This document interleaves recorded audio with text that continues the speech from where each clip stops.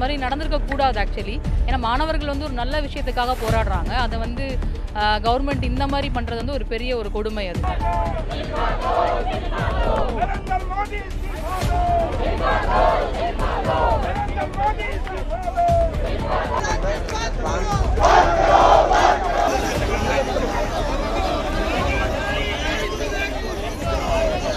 வினாத்தாள்கள் தொடர்ந்து கசிகிறது. அதற்கு சம்பந்தப்பட்ட கல்வி அமைச்சர் பொறுப்பேற்க வேண்டும். எனவே அவர் பதவி விலக வேண்டும்.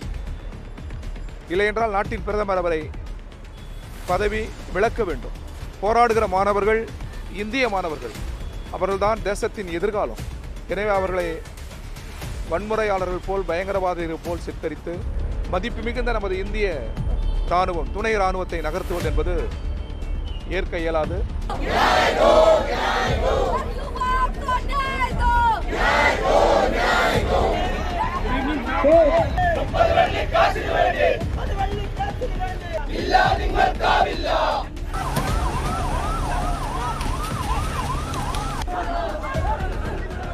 எஜுகேஷன் மினிஸ்டரே எஜுகேட்டடாக இல்லாதனால தான் இவ்வளோ பிரச்சனை. Education minister first should be educated. Education தேவை. அவர் ஃபர்ஸ்ட் எஜுகேட்டடாக இருந்தால் இன்றைக்கி நம்ம இந்த நிலைமையில் இருந்திருக்க மாட்டோம்.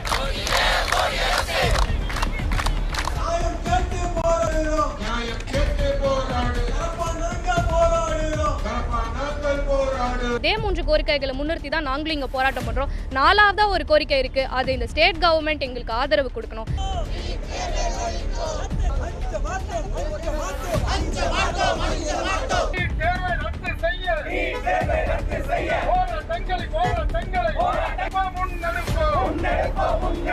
நீட்டும் பேன் செய்யணும். தர்மேந்திர பிரதான் கண்டிப்பாக ரிசைன் பண்ணும். Is not eligible. அவர் சூட்டே இல்லை அந்த பொசிஷனுக்கு.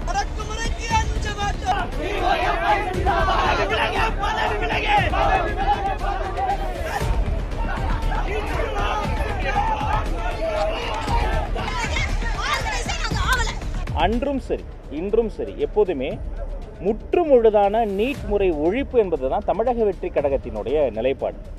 நீட் ஒழிப்பே நிரந்தர தீர்வு. நீட் சீரமைப்பு கிடையாது.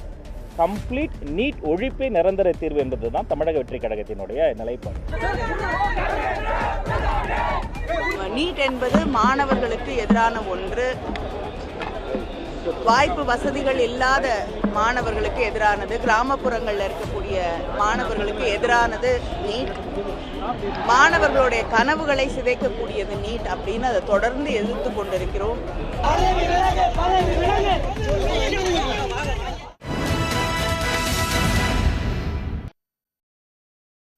வணக்கம்.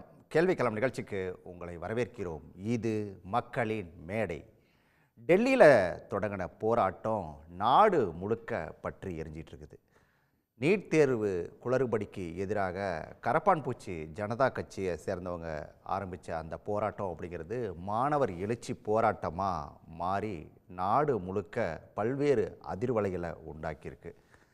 இந்த போராட்டத்துக்கு ஆதரவாக குரல் கொடுத்த எதிர்க்கட்சி தலைவரும் ராகுல் காந்தி கைது செய்யப்பட்டிருக்காரு.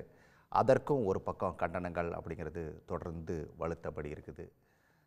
திமுக தலைவரும் முன்னாள் முதலமைச்சருமான மு.க. ஸ்டாலின் தன்னோட பதிவில் அவர் இதை குறிப்பிடும் போது நீட் ஒழிப்பு அப்படிங்கிறது தான் இந்த ஒட்டுமொத்த பிரச்சனைக்குமான தீர்வாக இருக்கும் அப்படின்னு சொல்லியிருக்காரு. தமிழ்நாடு முதலமைச்சரான ஜோசப் விஜயும் கூட அவரோட அறிக்கையில் குறிப்பிட்டிருக்கிறது அப்படிங்கிறது நீட் அப்படிங்கிறது முற்றிலும் ஒழிக்கப்பட வேண்டும். அதுக்கு மாநில அதாவது கல்வியை மாநில பட்டியலுக்குள்ளே கொண்டு வரணும் அப்படின்னு சொல்லி அவர் குறிப்பிட்டிருக்காரு. தமிழ்நாட்டிலையும் அந்த போராட்டம் அப்படிங்கிறது தொடர்ந்து நடந்துகிட்டு இருக்குது. இளைஞர்கள் தன்னெழுச்சியாக முன் இந்த போராட்டத்தில் ஈடுபட்டுருக்காங்க. இதெல்லாம் சார்ந்து தான் இன்றைய கேள்விக்கள நிகழ்ச்சியில் விரிவாக பேச இருக்கோம். இதுக்கு முன்னாடி இன்னொரு மிக முக்கியமான கேள்வியும் கூட இருக்குது. என்னென்னா, இவ்வளோ நடந்தும் கூட பிரதமர் மோடியே இந்த விஷயத்தில் இன்னும் வாய் திறக்காமல் இருக்கார் அப்படிங்கிறது தான். விவாதத்தில் பங்கேற்கிறதுக்காக திராவிட கழகத்திலேருந்து வழக்கறிஞர் மதிவதனி, அதே போல் விமர்சகர் எம் குமார், இன்னும் சற்று நேரத்தில் பூவுலகின் நண்பர்கள் அமைப்பிலிருந்து சுந்தரராஜனும், அதே போல் விமர்சகர் சுப்பிரமணியனும் இணைய இருக்காங்க. அது மட்டும் இல்லை, அனைத்திந்திய இளைஞர் பெருமன்றத்திலிருந்து அந்த போராட்ட களத்திலிருந்து ஹரிஷ் பாலாவும் இணைய இருக்கார். அனைவருக்கும் வணக்கம். மதிவதனியோட முதல் பார்வையை கேட்கணும். ஏன் வெடிக்குது இப்படி ஒரு கிளர்ச்சி? மாணவர்களுடைய போராட்டம் அப்படின்றது தன்னெழுச்சியாக இன்றைக்கு நடைபெறுகிறது. அது டெல்லியிலிருந்து வந்திருக்க அந்த குரல் அப்படின்றது ஒரு பிரச்சனை நடக்குது, அந்த பிரச்சனை நடக்குது அப்படின்றத ஒரு அக்கௌண்டபிலிட்டி கூட எடுத்துக்க மாட்டீங்களே அப்படின்ற ஆதங்கத்தின் வெளிப்பாடாக தொடருது. ஆனால் தமிழ்நாட்டினுடைய நிலைப்பாடு அதிலிருந்து கொஞ்சம் மாறுபட்டது. நீட்டில் ஏற்பட்ட குளறுபடியால் இன்றைக்கு இந்த நீட்டு குளறுபடிக்காக போராட்டம் நடக்குது வட இந்தியாவில். தமிழ்நாடு என்ன சொல்லுதுன்னா, நீட்டில் குளறுபடின்றதை தாண்டி நீட்டே குளறுபடி தான். குறிப்பாக திராவிடர் கழகத்தை பொறுத்தவரை ஏறக்குறைய ஒரு 13 ஆண்டுகளாக இந்த நீட்டை எதிர்த்து நீட்டே கூடாது அப்படின்ற போராட்டத்தை முன்னெடுத்துட்டு இருக்கோம். இப்போ கூட வர இருக்கக்கூடிய ஜூலை 30, 31, ஆகஸ்ட் 1, 2 ஆகிய 4 நாட்கள் தமிழ்நாடு முழுவதும் பைக் ரேலி, இருசக்கர வாகன பேரணி போக இருக்கும். இது எதுக்காக அப்படின்னு கேட்டால், ஸ்டூடெண்ட்ஸோட எல்லா மூமெண்ட்டுமே, அது ஹிந்தி எதிர்ப்பாக இருக்கட்டும், இடஒதுக்கீட்டுக்காக இருக்கட்டும், அல்லது இப்போ நீட்டுக்கு எதிராக தமிழ்நாட்டில் ஏற்பட்டிருக்கக்கூடிய இந்த கிளர்ச்சி, டெல்லியில் பற்றி எறியக்கூடிய இந்த கிளர்ச்சியை ஒரே வார்த்தையில் ஏதோ மாணவர்கள் சும்மா பொழுது போகாமல் போராடுற மாதிரி சுருக்கிற பார்வை இருக்குல்ல, அந்த பார்வை ரொம்ப ஆபத்தானது. அது எந்த கட்சியாக இருந்தாலும் சரி, இன்றைக்கு கேட்கக்கூடிய ஒரே கேள்வி, மாணவர்கள் போராட்டம் நடக்குது, மையப்பகுதியில் நடக்குது, இந்தியாவை உழுக்கக்கூடிய அளவில் நடக்குது, எதற்குமே ஒரு பிரதமர் மோடி என்ற அந்த நபர் வாய் திறக்க மாட்டாருன்னு சொன்னால் நீங்கள் யாருன்ற கேள்வி மாணவர்களாக எங்களுக்கு வருது. மணிப்பூர் பிரச்சனை வாய் திறக்க மாட்டேன், விவசாயிகள் போராட்டம் வாய் திறக்க மாட்டேன், நீங்கள் மையப்பகுதியில் நின்று போராட்டம் நடத்தினா வாய் திறக்க மாட்டேன், பெண் பிள்ளைகள் ஆண் பிள்ளைகள்னு பார்க்காம கண்மூடித்தனமாக காவல்துறை அவ்வளோ பெரிய ஒரு ஏவல் துறையாக செயல்பட்டு அங்கே ஒரு அப்யூஸ் நடக்குது, கல் எடுத்து வீசுகிறாங்க. உள்ளுக்குள்ளே போலீஸ் மட்டும்தான் இருந்தாங்களா, போலீஸ் புட்டாலிட்டி மட்டும்தான் இருந்ததா, இல்லை மற்ற குண்டர்கள் உள்ளே இருந்தாங்களான்னு தெரியாத அளவிற்கு அத்தனை அட்டூழியங்கள் நடக்குது. இன்றைக்கு வரைக்கும் மாண்புமிகு பிரதமர் மோடி வாய் திறக்கலன்னு சொன்னால் இது என்ன ஸ்டேட்? இந்தியா அப்படின்றது ஜனநாயக நாடு தானே, இந்திய அரசமைப்பு சட்டப்படி தானே நடக்குது. வெல்ஃபேர் ஸ்டேட் அப்படின்னா அர்த்தம் என்ன? மக்கள் நலனுக்கான அரசு. இன்னைக்கு அவங்க கேட்கக்கூடிய கோரிக்கை, குறைந்தபட்சம் கல்வி அமைச்சர், ஒன்றிய கல்வி அமைச்சர் தர்மேந்திர பிரதான் ஒத்துக்கிட்டாரு. அவரே சொல்றாரு, there was a breach in the command chain அப்படின்னு சொல்லி அவரே டிக்ளேர் பண்றாரு. நீட்ல குளறுபடி நடந்தது உண்மை. அப்ப அதுக்கு என்ன பதில் சொல்ல வரீங்க? 20 லட்சம் மாணவர்கள் பாதிக்கப்பட்டிருக்காங்க. பாதிக்கப்பட்ட மாணவர்கள் எல்லாருமே பெரும் பணக்காரங்களா? திரும்ப அந்த தேர்வுக்கான அந்த பயிற்சி மையங்கள், கோச்சிங் கிளாஸஸ் இருக்குல்ல, அதை வளர்த்து விடுவதற்காக, கார்ப்பரேட்டை வளர்த்து விடுறதுக்காக திரும்ப திரும்ப உங்க கோச்சிங் கிளாஸ் போய் படிக்கணுமா? இதுல இன்னொரு மிக முக்கியமான விஷயத்தை நம்ம பார்க்கணும். நேஷனல் டெஸ்டிங் ஏஜென்சி அப்படின்றது மிகப்பெரிய ஒரு ஸ்கேம். அதுல பூனேல இருக்கக்கூடிய ஒருத்தவங்கள சப்ஜெக்ட் எக்ஸ்பர்ட்டா போட்டிருக்காங்க. அந்த அம்மா என்ன பண்றாங்கன்னா, ஒரு ஸ்கூல்ல ஹெட் மிஸ்ட்ரஸா இருக்காங்க, பிசிக்ஸோட சப்ஜெக்ட் எக்ஸ்பர்ட். அவங்க கொஸ்டின் பேப்பரை லீக் பண்றாங்க. அதே கொஸ்டின் நீட்ல தேர்வுல வருது. இதை பார்த்த மாணவர்கள் குரல் எழுப்புறாங்க. சிபிஐ விசாரணையில் அவங்க கையும் களவுமா பிடிக்கப்படுறாங்க. இவர்களுக்கு எதிராக மூச்சு திறக்காத பிஜேபி இன்றைக்கு மாணவர்களை தீவிரவாதிகளை போல சித்தரித்தால் இவர்கள் நோக்கம் என்ன? இது யாராவது பின்னாடி இருந்து இயக்குறாங்க, முன்னாடி இருந்து இயக்குறாங்க. நேற்றைக்கு கேள்வி கேட்கறாங்க, ஊடுருவிட்டாங்க அப்படின்றாங்க. யாரோ ஊடுருவல்காரர்கள் உள்ள வந்துட்டாங்க. யார் அந்த ஊடுருவல்காரர்கள்? கண்டுபிடிங்க. இன்னைக்கு நேத்து கேட்கறாங்க ஒரு மாணவர்கிட்ட, பாகிஸ்தான்ல இருந்து 40 ரூபா வாங்குறீங்களான்னு. அந்த மாணவர் ரொம்ப அழகா சொல்றாரு, பாகிஸ்தான்ல இருந்து வந்த 40 ரூபா மெட்ரோக்கு போயிடுச்சு, அமெரிக்கால இருந்து 20 ரூபாய் தான் மிச்சம் இருக்குன்னு. ஊடுருவல்காரர்கள்னு இவர்கள் மாணவர்களை தான் சொல்றாங்க. இந்தியாவினுடைய மாணவர்கள் இவர்கள் பார்வைக்கு ஊடுருவல்காரர்களா தெரியுறாங்க. இன்னொரு கேள்வி என்னன்னா, மாணவர்களை பார்த்து ஏன் பயப்படுறீங்க? அவங்க ஏறக்குறைய போன மாதத்துல இருந்து போராடிக்கிட்டு இருக்காங்க. திரும்பி கூட பார்க்காத பிஜேபி, ஊடகங்கள், காவல்துறை நாடாளுமன்றத்தை நோக்கி நாங்க பயணிப்போன்னு சொன்ன உடனே இவ்வளவு பெரிய அட்டூழியத்தை அரங்கேற்றுறீங்கன்னு சொன்னா, நாடாளுமன்ற மாண்பு யாருக்கானது? நாடாளுமன்றம் முத யாருக்கானது? மக்களுக்காக தானே நாடாளுமன்றம். எங்க பிரச்சனை எதையுமே நீங்க பேச மாட்டீங்கன்னா நாடாளுமன்றம் யாருக்கானது?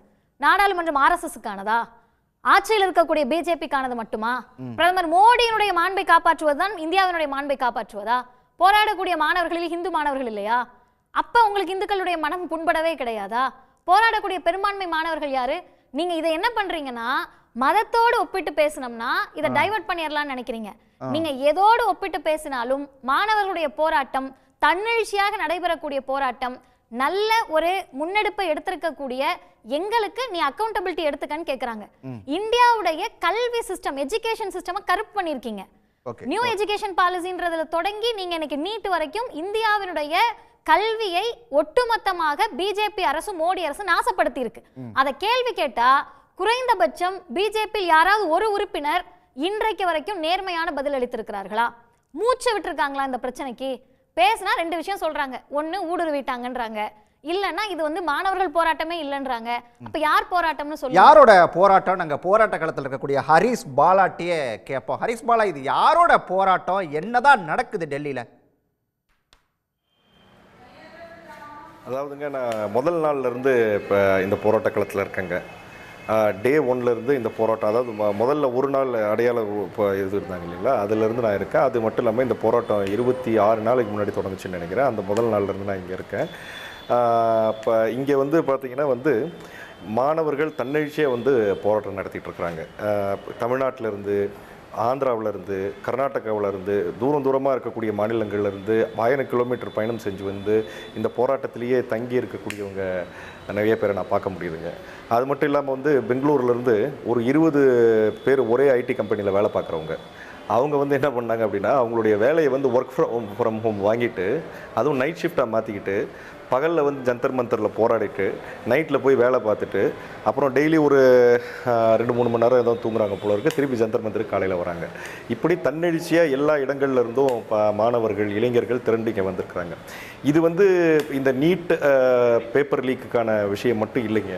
இத்தனை வருஷமாக மோடி இப்போ கவர்மெண்ட்டு இப்போ வந்து 11வது ஆண்டாக இருக்குது. இந்த 11 ஆண்டுகளாக வந்து இந்த அரசின் மேலே இருக்கக்கூடிய இளைஞர்களுக்கு இருக்கக்கூடிய கோபம், அந்த கோவங்கிறது வந்து பார்த்திங்கன்னா கொஞ்சம் கொஞ்சமாக வந்து இப்போ ஒரு பிரேக்கிங் பாயிண்ட் வரைக்கும் வந்திருக்குன்னு சொல்லலாம். வேலையில்லா திண்டாட்டம், வருஷத்துக்கு இப்போ 2 கோடி வேலையை நான் உருவாக்குவேன் அப்படின்னு சொல்லி மோடி வந்து 2014 வாக்குறுதி கொடுத்தாரு. இன்றைக்கி பார்த்திங்கன்னா 11 வருஷம் ஆயிடுச்சு. கணக்குப்படி பார்த்திங்கன்னா 22 கோடி வேலைவாய்ப்புகள் உருவாக்கப்பட்டிருக்கணும். ஆனால் இருக்கக்கூடிய வேலைவாய்ப்புகளே போகக்கூடிய நிலைமை இருக்குது. இதுவும் நார்த் இந்தியாவில் பார்த்திங்கன்னா வந்து அரசு வேலை அப்படிங்கிறது வந்து ஒரு பெரிய விஷயம். அரசு வேலையில் இருந்தால் வந்து நல்ல கல்யாணத்துக்கு நல்ல பொண்ணு கிடைக்கும், நல்ல வாழ்க்கை தரம் உயரும் அப்படிங்கிற நம்பிக்கை வந்து அவங்களுக்கு இன்னும் அவங்களுக்கு இருக்குது. அதனால் வந்து இராணுவத்திலேயோ இல்லை அரசு வேலையிலையோ எப்படியாவது போயிடணும்னு சொல்லி அவங்க வந்து முயற்சி பண்ணுவாங்க. பீகார், ஹரியானா இந்த 2 மாநிலத்திலேயும் இராணுவத்தில் அதிகமாக போகிறவங்களோட எண்ணிக்கை இருக்குது. ஆனால் அக்னிவீர் திட்டத்தை கொண்டு வந்து இராணுவத்தில் இனிமேல் என்றைக்குமே ஃபுல் சர்வீஸ் பண்ண முடியாது, நீங்கள் 3 ஆண்டுகள் 4 ஆண்டுகளை வேலை பார்த்துட்டு வெளியில் போயிடணும். வெளியில் போய் என்ன பண்ணுவீங்க அப்படின்னா அதுக்கு எந்த பதிலும் கிடையாது. செக்யூரிட்டியாக போகலாம், இல்லை நீங்கள் உங்களுக்கு வந்து நாங்கள் பயிற்சி கொடுத்துருப்போம், அந்த பயிற்சியை வச்சு நீங்கள் உங்களுக்கு என்னென்ன உங்களுக்கு வேலைவாய்ப்பு கிடைக்குதோ அந்த வேலைவாய்ப்பை நீங்கள் வாங்கிக்கலாம் அப்படிங்கிற ஒரு வேகான பதில் தான் வந்து அரசு வந்து இன்னி வரைக்கும் சொல்லுது. இந்த கோவம்லாம் வந்து தொடர்ந்து இருந்துகிட்டு இருந்ததுங்க. இன்னும் ஒரு இன்சிடென்ட் நான் கோட் பண்ணுவேன், ஷார்ட்டா கோட் பண்றேன். இந்த கோபம் அப்படிங்கிறது உங்களோட கோபமா, இல்ல உங்களை யாராவது பின்னணியில இருந்து இயக்குறாங்களா, யாராவது தூண்டி விடுறாங்களா? ஆமாங்க, இந்த எங்களை வந்து பின்னணியிலிருந்து தூண்டி விடுறது யார் அப்படின்னா மோடி அவர்களும் அமித்ஷா அவர்களும் தூண்டி விடுறாரு. இந்த பிரச்சனைகள் எல்லாம் இல்லாமல் செஞ்சுருந்தாங்கன்னா எங்களுக்கு வந்து இப்போ இந்த கோவமே வந்திருக்காது. இந்த பிரச்சனைகளை வந்து தீர்க்காமலே வச்சிருக்கிறது தான் வந்து நாட்டுக்கு நல்லதுன்னு அவங்க நினைக்கிறாங்க இல்லைங்களா, அவங்க தான் எங்களை தூண்டி விடுறாங்க. நீட் பேப்பர் லீக்கை வந்து இப்போ தொடர்ந்து நடந்துகிட்ருக்கு. அக்கௌண்டபிலிட்டி கேட்குறோம். அந்த அக்கௌண்டபிலிட்டிக்கு வந்து இவர் ரெசிக்னேஷன் பண்ணணும், ராஜினாமா கொடுக்கணும் நம்ம தர்மேந்திர பிரதான் அவர்கள் அப்படின்னு சொல்லி நாங்கள் கேட்குறோம். அதை டே ஒன்லேயே செஞ்சுருந்தாங்க அப்படின்னா எங்களுக்கு ஏன் இந்த கோபம் வந்திருக்க போகுது? இதை பின்னணியிலிருந்து தூண்டுபவர் பிரதமர் நரேந்திர மோடி அவர்களும் அமித்ஷா அவர்களும் ஆர்எஸ்எஸ் அமைப்பு தான் எங்களை வந்து தூண்டி விடுறாங்க இந்த போராட்டத்தை பண்ணுறதுக்கு. அவங்க முடிவு எடுத்துட்டாங்கன்னா நாங்கள் எங்கள் போராட்டத்தை முடிச்சுக்க போகிறோம். இல்லை பாலா, இதில் வந்து இன்னும் சிலர் வந்து மாணவர்களுக்கு மத்தியில் வந்து ஊடுருவல்காரர்கள் வந்து உள்ளே வந்துட்டாங்க அப்படிங்கிற அந்த ஒரு வாதத்தையும் குற்றச்சாட்டையும் கூட வைக்கிறாங்களே. ஆமாங்க, ஊடுருவல்காரங்க நிறைய பேர் இருக்காங்க. அன்பால் வந்து நிறைய பேர் ஊடுருவிருக்காங்க. எங்களுக்கு வந்து இப்போ நாங்கள் போராட்ட களத்தில் இருந்து இப்போ உங்கள் டிபேட்டுக்காக நான் வந்து அடித்து பிடிச்சி அங்கே ஆட்டோ பிடிச்சி இங்கே வந்திருக்குங்க ஒரு அமைதியான இடத்துல வந்து பேசணுன்றதுக்காக. ஊடுருவங்க யார் அப்படின்னு பார்த்தீங்கன்னா வந்து அது 24 மணி நேரமும் நான் போராட்ட களத்தில் இருக்கக்கூடியவன், நைட் அங்கே தூங்கக்கூடியவன். அன்பால் ஊடுருவி இருக்கிறாங்க. யாருன்னே தெரியல எனக்கு. ஒரு அம்மா வந்தாங்க, ஏன்ப்பா நீங்கள் எவ்வளோ நாளாக இங்கே இருக்கீங்கப்பா அப்படின்னு ஹிந்தியில் கேட்டாங்க. நான் சொன்ன முதல் நாள்லேருந்து இருக்கேங்கம்மா அப்படின்னு சொன்னோம். அவங்க வந்து என்ன பண்ணாங்கன்னா உடனே வந்து ஏன்ப்பா ஃபேன் இல்லாமல் இருக்கிறீங்களே ஒரு அப்படின்னாங்க. இங்கே கரண்ட் எங்கம்மா இருக்குது, நாங்கள் ஃபேன் போடுறதுக்கு, டேபிள் ஃபேன் கூட போடுறதுக்கு. உடனே அவங்க என்ன பண்ணாங்கன்னா அந்த ஆன்லைனில் ஆர்டர் பண்ணுவாங்கல்ல ஆப்பு, அதில் வந்து பேட்ரி ஃபேன் ஆர்டர் பண்ணி எங்களுக்கு கொடுத்துட்டு போனாங்க. அவங்களோட ஊடுருவல் இருக்குது. நிறையா பேர் வந்து இப்போ டெய்லி இன்றைக்கி காலையில் கூட மதியானம் கூட நான் அப்படி தான் சாப்பிட்டேன். நிறைய பேர் வந்து இப்போ சாண்ட்விட்சிலேருந்து ஆரம்பித்து ஆலு பராத்தாலேருந்து ஆரம்பித்து வெஜ் பிரியாணிலேருந்து ஆரம்பித்து எல்லாத்தையும் வந்து அவங்களால எவ்வளோ முடியுமோ 10 பொட்டலம் 15 பொட்டலம்னு இப்போ பார்சல் எடுத்துகிட்டு வந்து கொடுக்குறாங்க. அங்கே வந்து நான் உங்களுக்கு என்ன வேணும்னு கேட்டு ஜெப்டோலையோ நம்ம அந்த மாதிரி உணவு வாங்கக்கூடிய ஆப்புகள் மூலிமா வந்து கொண்டு வந்து எங்களுக்கு டெலிவரி கொடுக்குறாங்க, ஆன்லைன் டெலிவரி பண்ண வைக்கிறாங்க. அது மட்டும் இல்லாமல் ஒரு டிரான்ஸ்ஜெண்டர், அந்த டிரான்ஸ் திருநர் ஒருத்தவங்க ஹிமாச்சல் பிரதேஷ்லேருந்து வந்தாங்க. வந்து 21,000 ரூபா அங்கே டொனேஷன் டப்பா வச்சுருக்குறாங்க. சிஜேபி சார்பாக ஒரு டொனேஷன் டப்பா வச்சுருக்குறாங்க. 10 ரூபா நோட்டு 20 ரூபா நோட்டாக வந்து 21,000 ரூபா எடுத்துகிட்டு வந்தாங்க. நான் வந்து ஊரில் எல்லார்கிட்டையும் கேட்டு கலெக்ஷன் பண்ணி எடுத்துகிட்டு வந்திருக்கேங்க இந்த போராட்டத்துக்காக. இது என்னுடைய பணம் மட்டும் இல்லை, எங்கள் ஊரில் இருக்கவங்க எல்லாருக்கிட்டையும் நான் வந்து உண்டியிலேருந்து போய் வசூல் பண்ணிட்டு வந்த பணம், அதை நான் வந்து உங்களுக்கு கொடுக்குறேன்னு சொல்லி அந்த உண்டியலில் வந்து 10 ரூபா நோட்டையும் 20 ரூபா நோட்டையும் உள்ளே போட்டிருக்குறாங்க. அது மட்டும் இல்லாமல் ஒரு பாரதிய ஜனதா கட்சியை சேர்ந்தவர், அவர்கிட்ட வந்து அடையாள அட்டை இருந்ததுங்க. அவர் வந்தார், அவர் ஊடுருவிருக்கார், ரொம்ப அதிகமாக ஊடுருவிருக்கார். அவர் பாக்கெட்டில் இருந்து ஐடி கார்டை எடுத்து காமிச்சார். நான் பிஜேபியோட மெம்பருங்க, ஆனால் பிஜேபி விட்டுட்டேன் அப்படின்னாரு. நான் கேட்டேன், பிஜேபி விட்டுட்டீங்களே, அப்புறம் ஏங்க இன்னும் அந்த கார்டை வச்சுருக்கீங்க? இல்லை பிஜேபி காரங்களும் இதில் இருக்காங்கன்றது தெரியணும்ல, அதுக்கு தான் இந்த கார்டை வச்சுருக்கேன் அப்படின்னு என்கிட்ட சொன்னார். அவர் ஊடுருவிருக்காரு. அவர் இன்னும் என்ன சொன்னார், நாளைக்கு என் பொண்ணை கூட்டிகிட்டு வர போகிறேன் அப்படின்னு வர சொன்னார் என்கிட்ட. என்னுடைய பொண்ணை கூட்டிகிட்டு வரேன் அப்படின்ற மாதிரி சொல்லியிருக்காரு. அந்த பொண்ணு வேறு அடுத்த நாளில் இருந்து ஊடுருவிருக்கு. அது மட்டும் இல்லாமல் மாணவர் அமைப்புகள், அனைத்து இந்திய மாணவர் பெருமன்றம், அனைத்து இந்திய இளைஞர் பெருமன்றம், ஏஎஸ்எஃப், ஏஒய்எஃப், அப்புறம் எஸ்எஃப்ஐ, ஐசா, இப்படி பல்வேறு அமைப்புகள் அவங்க வந்து தொடர்ந்து முதல் நாள்லேருந்து அங்கே உட்காந்து போராட்டத்தில் ஈடுபட்டுருக்காங்க. அவங்களுடைய ஊடுருவல் இருக்குது. அது மட்டும் இல்லாமல் இந்த நாட்டை நேசிக்கக்கூடிய, இந்த நாட்டினுடைய குழந்தைகளுடைய எதிர்காலத்தை நேசிக்கக்கூடியவங்களோட ஊடுருவல் இருக்குது. இந்த நீட்டு தேர்வுத்தாள் கசிஞ்சது இல்லைங்களா, அந்த தேர்வுத்தாள் கசிஞ்சதுக்கு அப்புறம் இறந்த 20 பேர் இறந்துருக்காங்கன்னு ஒரு செய்தி இருக்குங்க, அஃபிஷியல் டேட்டா. அந்த 20 பேரில் வந்து ஒரு 7 பேரோட பேரண்ட்ஸ் வந்து இங்கே வந்துட்டு போயிருக்கிறாங்க. அவங்களுடைய ஊடுருவலும் இதில் இருக்குது. இப்படி பல்வேறு தரப்பட்ட ஊடுருவல்கள் வந்து இங்கே இருக்குங்க. நிறைய பேர் வந்து பணம் கொடுக்குறாங்க. தொடர்ந்து பேசலாம். குமார்கிட்ட கேட்கணும். அவரோட உணர்வுகளை கேட்டிருப்பீங்க, அவரோட வலியை கேட்டிருப்பீங்க, வேதனையை கேட்டிருப்பீங்க. இவ்வளோவுக்கு பிறகும் கூட ஏன் இன்னும் பிரதமர் இந்த விஷயத்தில் வாயை திறக்காமல் இருக்கார்? அதில் எனக்கும் வருத்தம் உண்டு. பிரதமரும் அதுக்கு ஒரு அறிக்கை கொடுத்துருக்கலாம். உள்துறை கல்வி அமைச்சர் கூட அதற்கு ஒரு அறிக்கை, இது என்ன நடந்தது என்பதை கொடுத்துருக்கலாம், அல்லது நாட்டு மக்கள்கிட்ட அவர் சொன்னார். ஆனால் பிரதமர் வந்து இதுக்கு ஒரு ஸ்டேட்மெண்ட் கொடுத்துருக்கணும், கொடுக்கல. நான் இதில் இந்த சம்பவத்தை, இந்த நீட்டில் நடந்த குளறுபடியை வந்து அது ஒரு அன்ஃபார்ச்சுனேட், ரொம்ப வருத்தத்துக்குரிய விஷயம். அதில் எனக்கு மாற்றுக்கருத்து கிடையாது. ஆனால் ஒரு நாட்டில், ஒரு ஜனநாயக நாட்டில், ஒரு மக்களால் தேர்ந்தெடுக்கப்பட்ட இவ்வளோ பெரிய நாட்டில் தேர்ந்தெடுக்கப்பட்ட ஆட்சி ஒன்று நடந்து கொண்டு இருக்கிறது. கருத்து எடுத்து வைப்பதற்கும் போராட்டம் நடத்துவதற்கும் ஜனநாயகம் உரிமை வழங்கியிருக்கிறது. அந்த ஜனநாயக உரிமை எதுவரை என்று சொன்னால், ஒரு முறைக்கு 2 முறை ஆர்ப்பாட்டம் நடத்தலாம், பேரணி நடத்தலாம், கோரிக்கை வைக்கலாம், நாடு முழுக்க அதை இப்போ இருக்கிற மீடியா வெளிச்சத்தில் நாடு பூரா கொண்டு போகலாம். இதையெல்லாம் தாண்டி கலவரமும் போராட்டமும் லட்சக்கணக்கான பேரை ஒரு நகரத்துக்குள்ளே, ஒரு சிறிய நகரத்துக்குள்ளே கூட்டிக் கொண்டு வந்து பாராளுமன்றத்துக்குள்ளே நுழைவேன், பிரதமர் அலுவலகத்துக்குள்ளே நுழைவேன் என்ற அளவுக்கு அது ஒரு கலவரமாக, கலவரமாக மாற்றினது யாருன்னு ஒரு கேள்வி வருது. யார் மாற்றினா? கலவரக்காரர்கள் தான் மாற்றிருப்பாங்க. போலீஸ் தடுக்கிறதுக்கு தான் போலீஸ் அந்த இடத்துல தடுக்கிறதுக்கு தான் முயற்சி பண்ண முடியும். போலீஸை தடுக்கிறோம், கட்டுப்படுத்தணுங்கிறது போலீஸை வசை சொல்கிறாங்க நிறைய பேர், நிறைய மீடியாக்கள் சொல்லி கொண்டிருக்கிறது. எனக்கு ரொம்ப வருத்தமாக இருக்கிறது. போலீஸ் வந்து நம்மளை பாதுகாப்பதற்கு, மக்களை பாதுகாப்பதற்கு, சட்டம் ஒழுங்கை பாதுகாப்பதற்கு மாணவர்கள் நோக்கி துப்பாக்கி, மாணவர்கள் ரொம்ப குறைந்த, மாணவர்கள் ரொம்ப குறைந்த சதவீதம். பாக்கி வந்ததெல்லாம் நீங்கள் இப்போ ஃபுல்லாக எனக்கு காலையில் சாயங்காலம் வரைக்கும் எல்லா வேலையும் விட்டுட்டு அதைத்தான் நான் பார்த்துட்டு இருந்திருக்கேன். எல்லாம் யாருன்னெலாம் நான் பார்த்துட்டு இருக்கேன். நான் டெல்லியில் ரொம்ப நாள் இருந்திருக்கேன், எனக்கு தெரியும். நீங்கள் டெல்லியில இருந்துட்டு இருக்காரு, இல்லை போராட்ட காலத்தில் நின்றுட்டு இருக்கிற நேபாள் மாதிரி இந்தியாவை ஆக்கிடுவோங்கிறான், கோஷம் போடுறான் ஒரு இளைஞன். கேட்டு இலங்கை மாதிரி, நேபாள் மாதிரி இப்படியெல்லாம் குரல் வருகிறது. அப்போ அவங்களுடைய நோக்கம் என்ன? நோக்கம் இந்த போராட்டத்துக்கு இவர் வந்து ஒரு 30 வயசு 31 வயது இளைஞர். இந்த அப்ஜித் திப்டே இவர் வந்து 20லேருந்து 23 வரைக்கும் நம்மளுடைய அரவிந்த் கெஜ்ரிவாலுக்கு வியூக வகுப்பாளராக இருந்து, அதற்கு பிறகு அமெரிக்கா சென்று, அமெரிக்காவில் பாஸ்டன் யூனிவர்சிட்டியில் அவர் வந்து பப்ளிக் ரிலேஷன்ஸாக அவர் முதுகலை பட்டம் பெற்று, அதற்கு பிறகு இந்தியாவுக்கு வந்து இந்த மாதிரி ஒரு இந்த மூமெண்ட்டை அவர் ஆரம்பித்து இதை நடத்தி கொண்டிருக்கிறார். அதே போல் இன்னொருவர் அவர் வந்து அந்த சோமன், அவர் வந்து ஏற்கனவே 2007லேயே குலாம் நபி ஆசாத் ஜம்மு காஷ்மீருடைய முதலமைச்சராக இருந்த பொழுது இவர் ஒரு நாடு முழுக்க தன்னெழுச்சியா திரண்டு வர மாணவர்களுக்கோ அந்த போராட்டத்தில் ஈடுபட்டிருக்க எல்லாருக்குமே ஏதாவது ஒரு பெயிண்ட் அடிப்பீங்களா? இல்லை, பெயிண்ட் நீங்கள் இது பெயிண்ட் அடிக்கணும் நோக்கம். இது பெயிண்ட் அடிச்சதுனால எனக்கு என்ன கிரீடம் வைக்க போகிறாங்க? உண்மையை நான் பேசுகிறேன்.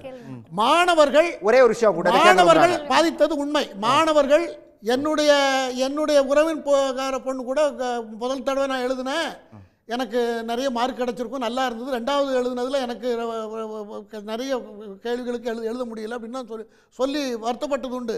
இதுக்கு பொதுவாக இருக்கும் பொழுது இதெல்லாம் பாதிப்பு மாணவர்களுக்கு இருந்தது தான்.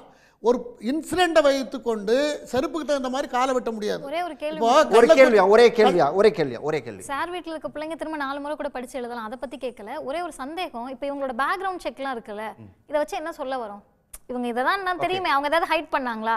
எல்லாரும் அவங்களுடைய விவரத்தை சொல்லிட்டாங்க, இதனால என்ன சொல்ல வரும்? என்ன சொல்ல வரீங்க அதை சொல்லுங்க. நான் சொல்ல வர்றது என்னன்னா, ஒரு ஜனநாயக ஒரு அரசியல் சட்டம் உலகத்தில் வகுத்திருக்க கொள்கைகள் ரீதியாக சித்தாந்த ரீதியாக பல்வேறு சித்தாந்தங்களை கொண்டு ஒரு நாட்டில் தேர்தல் நடந்து ஒரு ஆட்சி நடந்து கொண்டு இருக்கிறது. போராட்டத்துக்கு ஒரு அளவு இருக்கிறது. தன்னுடைய கருத்துக்களை மாணவர்களுக்கு எதிர்காலத்தில் பாதிப்பு வரக்கூடாது என்பதற்காக ஒரு அமைச்சரை பதவி விலக வேண்டும் என்று அது ஒரு கோரிக்கையாக வைத்திருக்கிறார்கள். அதெல்லாம் இருக்கட்டும், நியாயம்தான். அவங்க உணர்வுகளை மாணவர்கள் சார்பாக வெளிப்படுத்தியிருக்கிறார்கள். ஆனால் அதுக்கு ஒரு அளவு இருக்கவா இல்லையா? ஒரு அரசாங்கத்தை பார்லிமெண்ட் நடந்து கொண்டு இருக்கிறது சார், பார்லிமெண்ட் டெல்லியில் நடந்து கொண்டு இருக்கிறது. அதுதான் போராட்டத்திற்கான அந்த அளவுகோல் நீங்க சொல்றீங்க. யார் அதை தீர்மானிக்கிறது? அது யார் தீர்மானிக்கிறது? அந்த கேள்வி தான் அவங்க கேக்குறாங்க.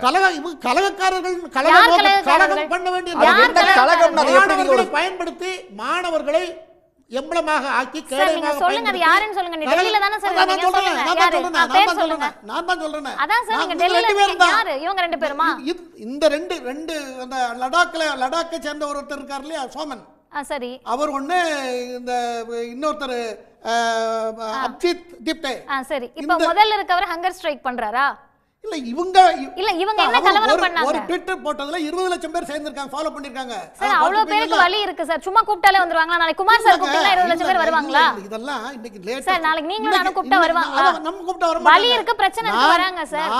நான் என்ன சொல்ல வருகிறேன் என்று சொன்னால், ஒரு நாட்டுல ஒரு அரசாங்கம் நடந்து கொண்டிருக்கிறது. அரசாங்கம் தான் நடக்குதான்னு ஒரு அரசாங்கம் இப்போ கள்ளக்குறிச்சியில இல்ல நீங்க கள்ளக்குறிச்சிக்கு போகாதீங்க, டெல்லிக்கு வாங்க. டைவர்ட் பண்ண வேண்டாம். பிரதமர் ஏன் வாய் திறக்கல?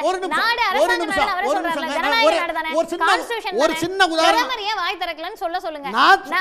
கள்ளக்குறிச்சிக்கு அப்புறம் போலாம். கள்ளக்குறிச்சி வந்துரும், இஸ்லாமியர்கள் வந்துருவாங்க, காஷ்மீர் வந்துரும், பாகிஸ்தான் வந்துரும், பதில் மட்டும் வராது. ஏன் பிரதமர் வாய் திறக்கல? அதுக்கு வாங்க. வாய் திறக்கணும், பேசணும், இதுக்கு ஒரு ஸ்டேட்மென்ட் கொடுக்கணும் தான். குடுக்குற வரை அவங்க போராட்டம் தொடரும். அது இந்த அளவுல இருக்கணும். நானோ குமார் சாரோ தீர்மானிக்க முடியாது. சுந்தரராஜனோட பார்வை கேட்டதுல சுந்தரராஜன் என்னைக்கு பிரதமர் வாய் திறந்திருக்கிறாரு? ரைட், பாலன் பேசலாம். இருங்க பாலன் இருங்க பேசலாம். பாலன் இருங்க பேசுவோம். சுந்தரராஜன் சார், போராட்டத்துக்கு ஒரு அளவுகோல் வைக்கிறாரு குமார். ஒரு அளவு வேண்டாமா? எதுக்கு ஒரு அளவு வேண்டாமான்றாரு. அதுக்கு ஏதாவது அளவு இருக்கா சார்? இல்லை, அப்படிலாம் ஒரு அளவு கிடையாது. முதல்ல போராட்டத்துக்கு பெர்மிஷன் வாங்கணும்னு சொல்கிற ஒரு அபத்தமான விஷயம். ஏன்னா ஒரு மக்கள் குடியரசில் அல்லது ஒரு டெமோக்ராட்டிக் செட்டப்பில் இறையாண்மை மக்கள்கிட்ட தான் இருக்குது. பிரதமர் அமைச்சர்கள்லாம் மக்களுடைய ஏஜென்ட்டுகள், அவ்வளோதான். நான் தான் இறையாண்மை, மக்கள் தான் இறையாண்மை பெற்றவர்கள் ஜனநாயகத்தில். நீங்கள் முடியாட்சியில் இறையாண்மை க்ரௌனில் இருந்துச்சு, அவங்களுடைய கிரீடத்தில் இருந்துச்சு. இப்போ மக்கள் ஜனநாயகத்தில் இறையாண்மை என்பது மக்கள்கிட்ட தான் இருக்குது. மக்கள் டெம்பரரியாக ஆத்தரைஸ் பண்ணுறாங்க கவர்மெண்ட்டை, நீ கொஞ்சம் வேலையெல்லாம் செஞ்சு கொடுப்பான்னு சொல்லி ஆத்தரைஸ் பண்ணுறாங்க. ஸோ முதல்ல போய் மக்கள் போய் பெர்மிஷன் வாங்கணும்னு சொல்கிறது ரொம்ப அபத்தமான விஷயம். 19(1) இந்திய அரசு சட்டம் 19(1) என்ன சொல்லுதுன்னா, right to peaceful assembly without ஆர்ம்ஸ்ன்னு சொல்லுது.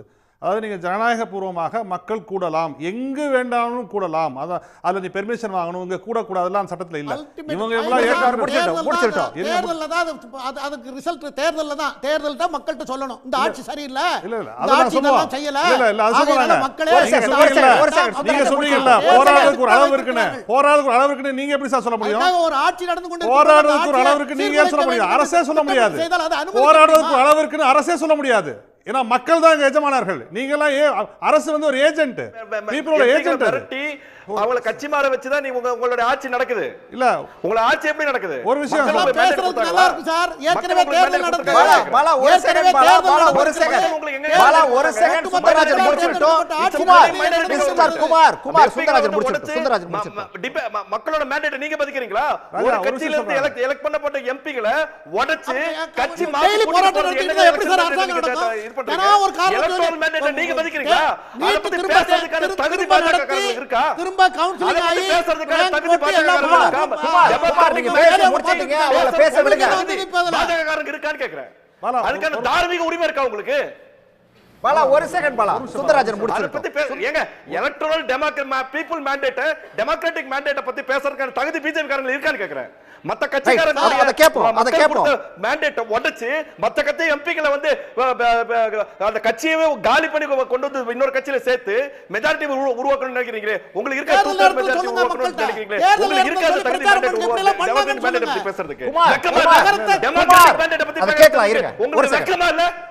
வெக்கமா இல்ல உங்களுக்கு? உங்களுக்கு வெக்கமா இருக்கணும். ஏன்னா நீங்க கலகம் பண்றதுக்கே பிறந்திருக்கீங்க. கலகம் பண்றதுக்கே வந்திருக்கீங்க. இந்த நாட்டுல எம்பிகளை தூக்குறீங்க. ஈடியை வச்சு மிரட்டுறீங்களே, அவங்க கட்சி மாற வைக்கிறீங்களே, விலை கொடுத்து வாங்குறீங்களே, மக்களோட மேண்டேட்டை விலை கொடுத்து வாங்குறீங்களே, உங்களுக்கு வெக்கமா இல்ல?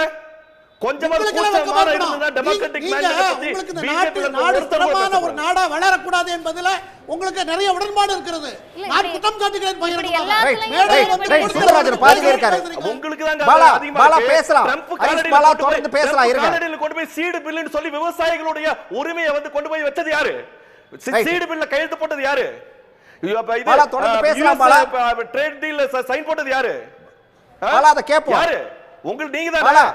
இந்த நாட்டுல இருக்கக்கூடிய விவசாயிகள் யாருமே வந்து இனிமே அந்த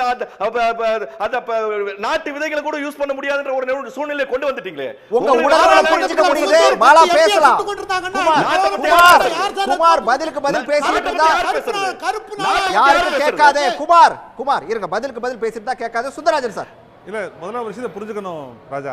இந்த போராட்டம் என்பது வெறும் நீட்டுக்கு எதிரான போராட்டம் மட்டுமல்ல, தர்மேந்திர பிரதானுக்கு எதிரான போராட்டம் மட்டுமல்ல, இந்த அரசுக்கு எதிரான டபுள் இன்ஜின் சர்க்காருக்கு எதிரான போராட்டம். அதை நான் ஃபர்ஸ்ட் புரிஞ்சுக்கணும். வெறுமனே பிரதான் ரிசைன் பண்றது மட்டும் முக்கியம் இல்லை. அரசு செய்த தவறுகளை கடந்த 12 ஆண்டுகளாக இந்த அரசு ஒன்றிய அரசு செய்த தவறுகளை தோலுரித்து காட்டும் போராட்டம் தான் இந்த போராட்டம். இது முதல் விஷயம். ரெண்டாவது, நீட்டை விலக்கிட்டோம், தர்மேந்திர பிரதான் ரிசைன் பண்ணிட்டாரு, சோனம் வாங்கிச்சுட்டோம், வந்து நாங்கள் வந்து சாப்பிட வச்சிட்டோம், இதெல்லாம் இல்லை போராட்டம். இதெல்லாம் தாண்டி போயிடுச்சு, என்னைக்கோ வந்து தாண்டி போயிடுச்சு. இது மக்கள் போராட்டம், இளைஞரோட போராட்டமாக முழுவதும் மாறிவிட்டது. இதில் இவங்க என்ன பிரச்சனைனா, இவங்களால அந்த போராட்டத்தை டெமனைஸ் பண்ண முடியல. ஏன்னா நீங்கள் வந்து சிஏஏ போராட்டம், குடியுரிமை சட்ட போராட்டம்னா இவங்கெல்லாம் முஸ்லீம்கள் தீவிரவாதிகள் சொன்னாங்க. விவசாயிகள் போராட்டம்னா இவங்களாம் காலிஸ்தான் சொல்லி சொன்னாங்க. ஆனால் இந்த போராட்டத்தை எப்படி டெமனைஸ் பண்ணுறதுன்னு தெரியல. ஏன்னா எல்லோரும் இருக்கிறார்கள், பலதரப்பட்ட மக்கள், இளைஞர்கள், அதாவது ஜாதி, மதம், ஊர், கிளாஸ், காஸ்ட் எல்லாத்தையும் கடந்து இந்தியாவை நேசிக்கக்கூடிய இளைஞர்கள் வந்து அங்கே கூடியிருக்காங்க. ஒட்டுமொத்த இந்தியாவின் தங்களின் எதிர்காலம் கேள்விக்குறியாகிறது. இந்த டபுள் இன்ஜின் சர்க்காரால் தங்கள் எதிர்காலம் கேள்விக்குறியாகிறதுக்காக கூடியிருக்கின்ற மக்கள். நான் ஒரு எக்ஸாம்பிள் சொல்கிறேன். நீங்கள் திடீர்னு சிபிஎஸ்சி வந்து மூன்று மொழியை 3 லாங்குவேஜ் ஃபார்முலா கட்டாயப்படுத்தி கொண்டு வருது. அது என்ன சொல்லுதுன்னா, 2 லாங்குவேஜ் நீங்கள் வந்து இந்தியன் லாங்குவேஜ் படிக்கிறது சொல்லுது. ஒன்று வந்து இங்கிலீஷ். அப்போ 2 லாங்குவேஜ் என்ன படிப்பாங்க அவங்க? ஹிந்தி ஒன்று டிஃபால்ட்டு, இன்னொன்று என்ன படிப்பாங்க? யூபியில் இருக்க வந்து கன்னடமோ தமிழோ படிக்க முடியாது. அப்போ என்ன ஆகும்? சமஸ்கிருதம் தான் படிக்கணும். அப்போ சமஸ்கிருதத்தை திரிக்கக்கூடிய 3 லாங்குவேஜ் ஃபார்முலாவை கொண்டு வராங்க. இன்னொரு பக்கம் இளைஞர்களுக்கு வேலைவாய்ப்பு விஷயங்கள் எதுவுமே வந்து நடக்கலை. இத்தனை பக்கோடா போட்டு பொழைச்சிக்கோங்கன்னு சொல்லக்கூடிய ஒரு அரசு வந்து இளைஞர்கள் வேலைவாய்ப்பை பற்றி எப்படி வந்து கவலைப்படும்? ஸோ இது எல்லாவற்றுமான ஒட்டுமொத்த போராட்ட முகமாக தான் இந்த இளைஞர்களை பார்க்க முடியும். இது மட்டுமல்ல, இன்னொன்று நான் சொல்கிறேன். இந்த போராட்டம் வந்து சுயாதீனமான, அதாவது இண்டிபெண்டன்ட் டெமோக்ராட்டிக் இன்ஸ்டிடியூஷன்ஸோட ஃபெயிலியர் வந்து காமிக்குது. என்ன இன்ஸ்டிடியூஷன்ஸு? நீதிமன்றம் முழுவதுமாக ஃபெயிலியர் ஆயிடுச்சு, நாடாளுமன்றம் முழுவதுமாக ஃபெயிலியர் ஆயிடுச்சு, பெரும் ஊடகங்கள் இதை பற்றி விவாதிப்பதே இல்லை. இந்த ஒட்டுமொத்த கோவம் மக்கள் வந்து வீதிக்கு வந்து வர வச்சிருக்கு. நீங்கள் வந்து முன்னாடி ஒரு பிரச்சனை இருந்துச்சுன்னா நீதிமன்றம் வந்து தானாகவே முன் வந்து விசாரிக்கும். அந்த விஷயத்தை பற்றி ஒரு பிரச்சனை நடக்குது, நீட்டில் இந்த மாதிரி கொஸ்டின் பேப்பர் லீக் ஆச்சுன்னா தாமாகவே முன் வந்து விசாரித்து ஒரு குழு போட்டு அதுக்கான தீர்வை சந்திக்கும். நாடாளுமன்றம் வந்து ஒரு சிறப்பு கூட்டத்தொடரை வந்து நடத்தும், ஒரு டிஸ்கஷன் அவர் வந்து வைப்பாங்க. பெரும் ஊடகங்கள், முக்கியமாக டெல்லியில் கூட பெரும் ஊடகங்கள் இதை பற்றி அவ்வளோ விவாதிப்பாங்க. ஆனால் இது எதுவுமே நடைபெறல கடந்த 12 இப்போ குமார் ஒரு விஷயம் சொன்னார்ல சார், அது எனக்கே ஆச்சரியமா இருக்கு.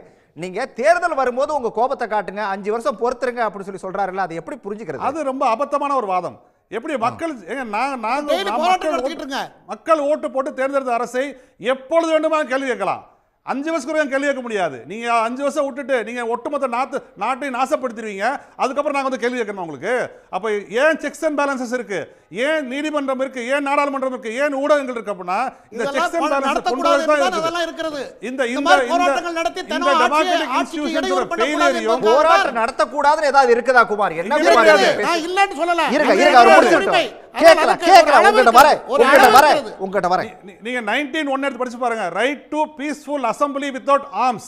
நீ போலீஸ்ட பெர்மிஷன் வாங்கணும், பிரதமரோட கண் பார்வை காத்திருக்கணும். அமித்ஷா அவர்கள் என்ன சொல்வாரோ சட்டத்தில் கிடையாது. Right to peaceful assembly without arms. ஆயுதங்கள் இல்லாமல் எங்கனாலும் கூட முடியும். இங்க இல்ல எங்கனாலும் வந்து கூட முடியும். அவர்தான் தான் அந்த இளைஞர்கள் வந்து கூடியிருக்காங்க. அப்போ ஒட்டுமொத்தமாக ஜனநாயக மாண்புகளை உடைத்து இருந்த ஒரு சட்டம், ஒரு 12 ஆண்டுகள் நடைபெற்றக்கூடிய ஒரு அவலம் இருக்குல்ல, அதற்கு எதிராக போராட்டம் தான் அந்த போராட்டத்தை பார்க்க முடியும். இன்னொன்று நான் சொல்றேன், மக்கள்கிட்ட வந்து ஒரு பெரிய அச்சம் இருந்துச்சு. ஐயோ அமித்ஷா என்ன பண்ணுவாரு, ஐயோ மோடி என்ன பண்ணுவாரு, அந்த பயம் இன்றைக்கு சுக்குநூறாக உடைக்கப்பட்டுள்ளது. அந்த பயம்லாம் மக்களுக்கு போயிடுச்சு. இனிமேல அவங்க டபுள் இன்ஜின் சர்க்காரை பார்த்துலாம் மக்கள் ஒரு செகண்ட் கூட வந்து பயப்பட மாட்டாங்க. அது சுக்குநூறாக உடைக்கப்பட்டிருக்குது. அவங்களே எக்ஸ்போஸ் ஆகி நிற்கிறாங்க. அவங்களே வந்து என்ன பண்ணு தெரியாம முடிச்சிருக்காங்க. இது உங்க கற்பனை கற்பனை சார். மக்களோட ஆட்சி பண்றது மக்களோட அதாவது ஒரு கட்டுப்பாடு சிந்தனை மரபுதான் சார். இறையாண்மையை நீங்க அழிக்க முடியாது. குமார் அவர் முடிக்கட்டும் பதிலுக்கு பதில் வேண்டாம் இருங்க. மக்களுடைய கட்டுப்பாடற்ற சிந்தனை மரபும் அறிவும் தான் அந்த நாட்டை முன்னேற்றி கொண்டு போயிருக்கு. உங்கள மாதிரி குறுகிய மனப்பான்மை கொண்ட சிந்தனையோட இந்த நாடு ஒருத்தருக்கு குறுகிய மனப்பான்மை இல்லை, யாருக்கு குறுகிய மனப்பான்மை இல்லை. நீங்க வார்த்தைக்கு வார்த்தை என்ன தாக்குறீங்க, அதனால தான் நான் பதில் கொடுக்க வேண்டிய சூழ்நிலை வருது. நான் பேசி முடிச்சு நீங்க பேசுங்க.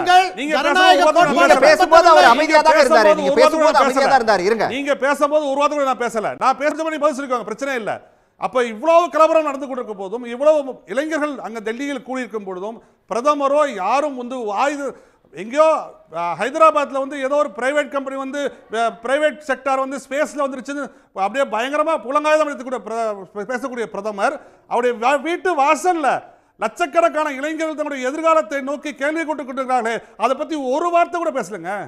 ஆனா அவர் எதை பத்தி பேசியிருக்காரு? அவர் பாலா சொன்ன மாதிரி மணிப்பூரை பத்தி பேசியிருக்காரா, இல்லை எதை பத்தி பேசியிருக்காரு? எதை பத்தி அவர் பேசதில்லை. அப்ப இவ்வளவு பெரிய ஒரு விஷயத்தை கடந்த 12 ஆண்டு, அதான் திருப்பி நான் சொல்றேன் ராஜா, இது தர்மேந்திர பிரதானுக்கு எதிரான நீட்டுக்கு எதிரான போராட்டம் அல்ல.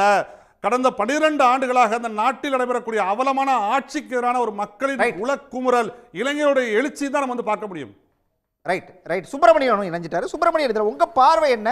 இது நீட்டுக்கு எதிரான போராட்டம் மட்டும் இல்ல, 12 ஆண்டுகால மக்கள் எழுச்சி அப்படின்னு சொல்லி சுந்தரராஜன் சொல்றாரு. சார் முன்னமே சொன்ன மாதிரி இது நீட்டுக்கு எதிரான போராட்டம் அல்ல. ஏன்னா நீட்டு என்பது இன்னைக்கு கையில் கிடச்சிருக்கிற ஒரு டூல், அவ்வளோதான். ஏன்னா இந்த மாதிரியான ஹங்கர் ஸ்ட்ரைக் வந்து 2011 காலகட்டத்தில் நடந்தபோது அப்போ இருந்த பிரதம மந்திரியாக இருக்கட்டும், இல்லை அப்போ உள்ள அமைச்சர் பி சிதம்பரமாக இருக்கட்டும், அப்போ உள்ள எம்பி ராகுல் காந்தியாக இருக்கட்டும், என்ன சொன்னாங்கன்னு எல்லாருக்கும் தெரியும். அதாவது ஹங்கர் ஸ்ட்ரைக்லாம் வந்து இது வந்து ஒரு சொல்யூஷனை நோக்கி கொண்டு செல்லாது. பார்லிமெண்ட்ரி சிஸ்டம் இருக்குது, லெஜிஸ்லேட்டிவ் ப்ரொசீஜர்ஸ் இருக்குது, அதன் மூலமாக தான் வந்து நம்ம தீர்க்க முடியும்னு சொல்லிட்டு அண்ணா சார் அவர்கள் 2011 உண்ணாவிரதம் இருக்குமோ சொன்னாங்க. இப்போ ஏன் அதே வார்த்தை இங்கே வந்து அந்த இது செல்லுபடி ஆகாதா இங்கே? ஸோ அப்போ இங்கே வந்து நீங்கள் 12 வருஷமாக இருக்கின்ற அந்த ஒரு பிஜேபிக்கு எதிரான அந்த மத்திய அரசாங்கத்திற்கு எதிரான ஒரு மனப்பான்மையை வந்து இங்கே வந்து நம்ம ஃபிட் பண்ணி, ஸோ இது வந்து ஆன்டி இன்கம்பன்சி வேவ் அப்படின்றது வந்து செட் பண்ண ட்ரை பண்ணுறாங்க. அப்படி மக்களுக்கு எதிரான அதாவது ஆட்சி நடந்து கொண்டிருந்தால் எதற்கு அவர்கள் 3வது முறையாக பாஜக அரசாங்கத்தை வந்து தேர்ந்தெடுக்க வேண்டும் இல்லைங்களா? ஸோ என்டிஏ அரசாங்கம் 3வது முறையாக இங்கே வந்திருக்கு அப்படின்னா அப்போ நீங்கள் வந்து வாக்களித்த மக்களை வந்து நீங்கள் வந்து டீமீன் பண்ணுற மாதிரி இருக்குது, குறை சொல்வது மாதிரி இருக்குது. நீங்கள் எதற்கெடுத்தாலும் டபுள் இன்ஜின் சர்க்கார்னு சொல்கிறீங்க. சார் டபுள் இன்ஜின் சர்க்கார் சிலருக்கு பிடித்திருக்கிறது, சிலருக்கு பிடிக்கவில்லை, அவ்வளோதானே. இப்போ உங்களுக்கு பிடிக்கலை அப்படின்னா அதை வைக்கின்ற வாதங்கள் வேறு விதமாக இருக்க வேண்டும், அவ்வளோதான். நீங்கள் வந்து எதை சொல்லி நீங்கள் ஓட்டு கேட்டிங்களோ மக்கள் நிராகரித்து விட்டார்கள் அதை, அவ்வளோதான். ஸோ இன்னும் அதுதான் குமார் சொல்றது என்னன்னா, நீங்க வந்து தேர்தலில் வந்து சொல்லணும், இல்லை வேற ஏதாவது ஒரு மெக்கானிசம் இருக்கும்போது சார் கேட்கிறாரு 5 வருஷம் காத்திருக்கணுமா? 5 வருஷம் காத்திருக்கணுமா? அதுக்காக அதான் கேட்கிறாரு. வேண்டாம் மக்கள் பிரச்சனை பேசவே கூடாதா? இருங்க சார், நான் அவர்கிட்ட கேட்டுட்டு இருக்கேன் சார். அவர்கிட்ட கேட்டுட்டு இருக்கேன் குமார், இருங்க சார். சார் கண்டிப்பாக போராடலாம். அதற்கு வந்தான ஒரு இன்ஸ்டிடியூஷன்ஸ் இருக்குது, அதுதான் சொல்லியிருக்கிறாங்க. இந்த நீட் கசிவு தேர்வுத்தாள் கசிவு விவகாரம் சிபிஐயில் வந்து என்டிஏவே on their own hand over பண்ணியிருக்கிறாங்க. 3ஆம் தேதி நடந்த எக்ஸாமு 12ஆம் தேதி அன்றைக்கி வந்து எல்லாத்தையும் கண்டுபிடிச்சி 12ஆம் தேதி அன்றைக்கி சிபிஐயில் வந்து ஒரு இது கொடுத்துருக்குறாங்க, கம்ப்ளைண்ட் கொடுத்துருக்குறாங்க. அதற்குண்டான இது நடந்திருக்கு. மே 15ஆம் தேதி அன்றைக்கி தர்மேந்திர பிரதான் ப்ரெஸ் மீட் கொடுத்துருக்குறாரு. ஸோ இந்த மாதிரி குளறுபடிகள் நடந்திருக்கிறது ஒத்துட்டுருக்காரு. இப்போ என்ன பிரச்சனை அப்படின்னா, முதல்ல என்ன நடந்தது அப்படின்னா, தர்மேந்திர பிரதான் பதவி விலக வேண்டும் அப்படின்னாங்க. இப்போ அடுத்த கட்டம் என்னோட புரிதல் என்னென்னா, மோடியை பதவி விலக சொல்ல வேண்டும் சொல்லிட்டு தான் நான் வீடியோக்களை சொல்லிட்டு நிறைய மீடியாக்களில் தான் சொல்கிறேன். உங்களோட எப்படி என்டிஏக்கு தலைமை தர்மேந்திர பிரதானோ, தர்மேந்திர பிரதானுக்கு தலைமை அமைச்சர் வந்து மோடி அவர்கள், நேராக மோடியை ரிசைன் பண்ண சொல்லுங்கள். அதுதான் முக்கியமாக இருக்கணும். இது என்ன ஒரு விசித்திரமான இதுன்னு பார்த்தீங்கன்னா, ராகுல் காந்தி நேற்று வந்து மினிஸ்ட்ரி ஆஃப் ஸ்டேட் வந்து அவங்கள்ட்ட பேசியிருக்காங்க. அந்த ஜந்தர் மந்தரில் போய் அவர் பேசுகிறாரு. சார் ஓகே, நம்ம பேச்சுவார்த்தையில் வந்து அவங்களுக்கு என்ன வேணும், கோரிக்கை வேணும்னு கேட்டிருக்காங்க. ஓகே, அந்த கோரிக்கைக்கு என்ன சொல்கிறாரு அவருன்னா, நம்ம பார்லிமெண்ட்டில் இதை பற்றி டிபேட் நடத்தணுன்றாங்க. சரின்னு சொல்லிட்டு அந்த மினிஸ்டர் ஆஃப் ஸ்டேட் வந்து அது உண்மை என்று நம்பி அந்த பார்லிமெண்ட் கமிட்டியில் போய் சொல்லியிருக்கிறாரு. அங்கே உள்ள எம்பிக்கள்கிட்ட சீனியர் எம்பி சொல்லியிருக்காங்க. அவங்க சரி அப்படின்னு சொன்னால் இங்கே வந்து சொல்லும் போது இல்லை எனக்கு தர்மேந்திர பிரதானை வந்து ரிசைன் பண்ண சொல்லி திருப்பி அந்த பரோட்டா கதை தெரியும்ல உங்களுக்கு, கோட்டை அழிச்சிட்டு திருப்பி ஆரம்பிப்பாங்க. அது மாதிரி சார் நீங்கள் senior opposition leader of opposition நீங்கள் ஒரு வார்த்தை சொல்கிறீங்கன்னா அதை நம்பி அவங்க எடுத்துகிட்டு போகிறாங்க. ஸோ இதில் தான் வந்து எதிர்க்கட்சிகள் வந்து அரசியல் பண்ணுறாங்கன்னு சொல்கிறது. நாங்கள் என்ன சொல்கிறோன்னா, இப்போ எதிர்க்கட்சிகள் வந்து கண்டிப்பாக அங்கே போராட்டம் நடத்துகின்ற இளைஞர்கள்ட்ட வந்து இந்த மெக்கானிசம் இருக்குது. இப்போ சிபிஐ கேஸ் ஃபைல் பண்ணியிருக்கிறாங்க. ஸோ அது கண்டிப்பாக வந்து அங்கே மேலிடத்தில் வந்து இதுக்கு வந்து உண்டான விசாரணை நடக்கும். ஸோ நீட் தேர்வு வேண்டாம் அப்படின்றது வந்து சில மாநிலங்கள் எடுக்கின்ற முடிவு. ராகுல் காந்தி என்ன சொல்லியிருக்கிறாருன்னா, அந்தந்த மாநிலங்கள் முடிவு செய்து கொள்ளலான்றாரு. அவர் வந்து நீட் கண்டிப்பாக வேணான்னு சொல்லலை அவர். ஏன்னா அவருக்கு எல்லா வாக்குகளும் வேணும், எங்கே போனாலும் அவர் வாக்கு விழ மாட்டேங்குது, அது வேறு விஷயம். ஸோ அப்படி இருக்கும்போது இது செலக்டிவ் அம்னீஷியா மாதிரி, எப்போ எனக்குலாம் நீட்டுக்கு எதிராக வந்து உடனே வந்து ஜாயின் பண்ணிக்கலாம். உறுதியாக தான் இது வந்து இல்லை சார், தமிழ்நாட்டை பற்றி நான் பேசலை சார். நான் இப்போ நடக்கின்ற போராட்டம் எப்படி வந்து அங்கே பார்லிமெண்ட்டில் திசை திருப்பப்படுகிறது அப்படி தான் நான் சொல்கிறேன் நான். ஸோ அதனால் கண்டிப்பாக இளைஞர்களோட கோபம் நியாயமானது, அதில் மாற்று கருத்து இல்லை. நீங்கள் பேசலாம், நம்ம தொடர்ந்து பேசலாம். எதிர்க்கட்சிகள், குறிப்பாக எதிர்க்கட்சிகள், நான் வந்து இந்த கலவரக்காரன் அந்த வார்த்தைலாம் யூஸ் பண்ண மாட்டேன். எதிர்க்கட்சிகள் ஓகே, அவங்களுக்கு வந்து இன்னைக்கு தேதியில் இந்தியா கூட்டணி அப்படியே வந்து புள்ளி வைத்த கோலம் மாதிரி சிதைஞ்சு போயிடுச்சு அங்கே. ஓகே, இப்போ அவர்களுக்கு வந்து ஒரு பாண்டிங் ஃபோர்ஸ் மாதிரி, பைண்டிங் ஃபோர்ஸ் மாதிரி ஒன்று கிடச்சிருக்குது. அதை வைத்துக்கொண்டு எப்படி கொண்டு மேலே வரணுன்றது பார்க்குறாரு ராகுல் காந்தி. ஓகே, அதற்கு வந்து அனைத்து எதிர்க்கட்சிகளும் வந்து போராட்டத்தில் உள்ளே வந்தாங்கன்னா எனக்கு கிரெடிட் கிடைக்காது, இவங்களுக்கு கிரெடிட் கிடைக்காது. அந்த மாதிரியான ஒரு எதிர்க்கட்சி அரசியல் தான் இப்போ பாராளுமன்றத்தில் அங்கே மேலே நடந்துட்டு இருக்கு. ரைட் மதிவதனி, இது வந்து எதிர்க்கட்சியோட அரசியல், இது மாணவர் போராட்டம்லாம் இல்லை அப்படிங்கிற இன்னொரு பார்வையை அவர் முன்வைக்கிறாரு. முதல்ல நான் ஒரு கேள்விக்கு பதில் மாணவர் போராட்டம் தான், அதை வந்து எதிர்க்கட்சிகள் தங்களுக்கு சாதகமாக பயன்படுத்துகிறார்கள். சரி, வரேன். இல்லை, எதிர்க்கட்சிகள் சாதகமாக பயன்படுத்துகிறாங்கன்னா ஆளுங்கட்சி சாதகமாக பயன்படுத்திக்க வேண்டியதானே. அவங்க கேட்கக்கூடிய கோரிக்கைகளை நிறைவேற்றிட்டா போராட்டம் எதுக்கு நடக்க போகுதுன்ற கேள்வி இருக்குது. முதல்ல நாங்கள் இப்போ தான் நீங்கள் போராடணும், 5 வருஷம் நீங்கள் போராடக்கூடாதுன்றதுக்கு இது சர்வாதிகார நாடு கிடையாது, இது ஜனநாயக நாடு. ஜனநாயக முறைப்படி போராடுறதுக்கு எல்லாருக்கும் உரிமை இருக்குது. எனக்கு மூச்சு திணறப்ப தான் எனக்கு ஆக்சிஜன் சிலிண்டர் வேணும். எனக்கு எப்போ பிரச்சனையோ, எங்களுக்கு எப்போ பிரச்சனையோ அப்போ போராட தான் செய்வாங்க. போராட்டம் சரியான முறையில் நடந்துகிட்டு இருக்கப்ப அதை முதல் முறையாக போலீஸ் புட்டாலிட்டியை காட்டுனது ஆளுங்கட்சியா இல்லை எதிர்க்கட்சியா? ஆளுங்கட்சி அரசியல் பண்ணலை அப்படின்னு நம்ம சொல்ல முடியுமா? அவர்கள் இதை வச்சு மிகப்பெரிய ஒரு போலரைசேஷனை வட இந்தியா முழுவதும் செய்து கொண்டிருக்கிறார்கள். எப்பவும் இதுக்கு ஏதாவது மதசாயம் பூசலான்னு பார்ப்பாங்க. இப்போ அதுக்கு வழி இல்லை அப்படின்ன உடனே கலவரக்காரர்கள், ஊடுருவல், எதிர்க்கட்சின்னு என்னென்னமோ டேர்ம்ஸ்லாம் பயன்படுத்துகிறாங்க. ஆனால் எங்களை போன்றவர்களுக்கு என்னன்னு கேட்டால், தமிழ்நாட்டில் நீட்டுக்கு எதிரான போராட்டம் ஆளுங்கட்சியே நடத்தி இருக்கிறது. ஆனால் இன்னைக்கு என்ன மோசமான சூழல்னு கேட்டிங்கன்னா, டெல்லியை போலவே இங்கே இப்போ வந்திருக்க கரண்ட் நியூஸு, போலீஸ் பேட்ச் இல்லாமல், அவங்க பேட்சில் அவங்க பேர் இல்லாமல் காவல்துறை யூனிஃபார்மோட மாணவர்களுக்கு எதிராக லத்தியோடு போகிறாங்கன்னா தமிழ்நாட்டில் என்ன நடக்குதுன்ற கேள்வியும் சேர்த்து நம்ம கேட்க வேண்டிய தேவை இருக்குது. தமிழ்நாடு அரசு, குறிப்பாக தாவேக அரசு, தமிழ்நாட்டினுடைய முதலமைச்சர் இது குறித்து பேசாமல் இருப்பதுமே ஆபத்தானது தான். ஏன் அப்படின்னு கேட்டீங்கன்னா, நீட்டை எதிர்க்கிறோன்ற ஸ்டேட்மெண்ட்டை சொல்லிட்டாங்க. போட்டார் எக்ஸ் தளத்துல ஒரு பதிவு மட்டும் போட்டுருக்காங்க. இல்ல, அந்த எக்ஸ் தள பதிவை தாண்டி இன்னைக்கு நேத்துல இருந்து இன்னைக்கு வரைக்கும் மாணவர்கள் அடி வாங்கிட்டு இருக்காங்க. எலும்பு முறிவு ஏற்படுது, தரத்தரன்னு இழுத்துட்டு போறாங்க. இதுல என்ன கொடுமைன்னு கேட்டீங்கன்னா, இன்னைக்கு எழும்பூர்ல ராஜரத்னம் ஸ்டேடியம் கிட்ட தனியா நின்றுட்டு இருக்காங்க 5 பிள்ளைங்க. அவங்கள நீங்க வண்டியில வந்து ஏறுங்கன்னு சொன்னா எங்களுக்கு உண்மையா என்ன நடக்குதுன்னு புரியல. போராடக்கூடிய மாணவர்களை நீங்க ஃபர்ஸ்ட் இழுத்துட்டு போறதுன்றதே குற்றம். பின்னாடி நின்று பேசிக்கிட்டு இருக்கிற மாணவர்களையும் சேர்த்துனா நீங்க யாரை அச்சுறுத்த பாக்குறீங்க, யாரை பயமுறுத்த பாக்குறீங்க? கல்லூரி வளாகத்துக்குள்ள முதல்ல பிரிமைசஸ்க்குள்ள போலீஸ் போறதுக்கான உரிமையை யார் தந்தது? உள்ள அவங்க அறவழியில போராடுறாங்க, அந்த மாணவர்களை போய் தூக்கிட்டு போறீங்க. மதுரையில கல்லூரிக்குள்ள போய் நீங்க போராட்டம் பண்ணுவீங்க, அதனால பிரிவென்டிவ் அரெஸ்ட் பண்றோன்றீங்க. இவங்கெல்லாம் மாணவர்களா? பாஜகவை ஃபாலோ பண்ணுதா தாவேகா? பாஜகவை ஃபாலோ பண்ணுதா? நிச்சயமாக இது டெல்லியில என்ன நடந்ததோ அதானங்க இன்னைக்கு தமிழ்நாட்டில் நடந்துகிட்டு இருக்கு. பிஜேபியுடைய ஸ்டைல போலீஸ் புரூட்டாலிட்டியில நீங்க எப்படி ஃபாலோ பண்ணுவீங்கன்றதான் எங்களுடைய கேள்வியாக இருக்கு. யாராக இருந்தாலும் சரி, அறவழி போராட்டத்தை ஒடுக்க நினைப்பதோ இல்ல அவங்களை முடக்க நினைப்பதோ அப்படின்றது மிகப்பெரிய கண்டனத்துக்குரியது. ரெண்டாவது என்ன அப்படின்னு கேட்டீங்கன்னா, கல்வி சூழல் இன்னைக்கு பாதிக்கப்பட்டிருக்குன்றத பரோட்டா கதையோட ஒப்பிடுறாங்க.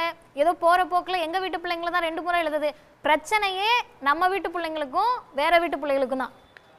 ஜாதி ரீதியாக, மத ரீதியாக, பொருளாதார ரீதியாக மேம்பட்ட நிலையில் இருக்கக்கூடிய சமூகங்களுக்கு நீட் பெரிய விஷயம் இல்ல.